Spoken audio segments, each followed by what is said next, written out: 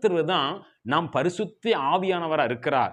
மீனை கேட்டா நான் மீனை கொடுப்பேன், அப்பத்தை கேட்கிற கல்லை கொடுப்பான்னு சொல்ல, கேட்கிற எவனுக்கும் பரிசுத்த ஆவியானவர் கொடுப்பதற்கு அவர் உண்மையுள்ள தேவனா இருக்கிறார். அப்போ பரிசுத்த ஆவியின் இடத்துல இருக்கும்போது நாம் பாவத்தை உணர்த்துகிற தேவனா இருக்கிறார். இன்னைக்கு அந்த உணர்வு நம்ம இடத்துல இருக்குதா? நீங்க செக் பண்ணி பாருங்க. உணர்வு நிச்சயமே இருக்கணும்.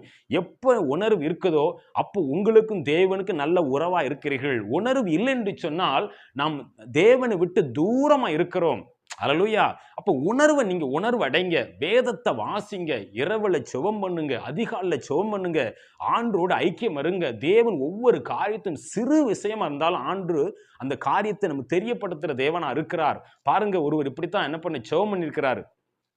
ஏன்ட்டு என்ன குறை இருக்கு சொல்லுங்க அப்பான்னு சொன்ன கேட்கிறாரு. அதிகாலை ஜெபம். அப்ப ஆண்டு சொல்றாரு, உன் பாயும் உன் பெட்ஷீட் மடிச்சு முதல்ல வை அப்படிங்கிறார். சிறு தவறா இருந்தாலும் ஆண்டு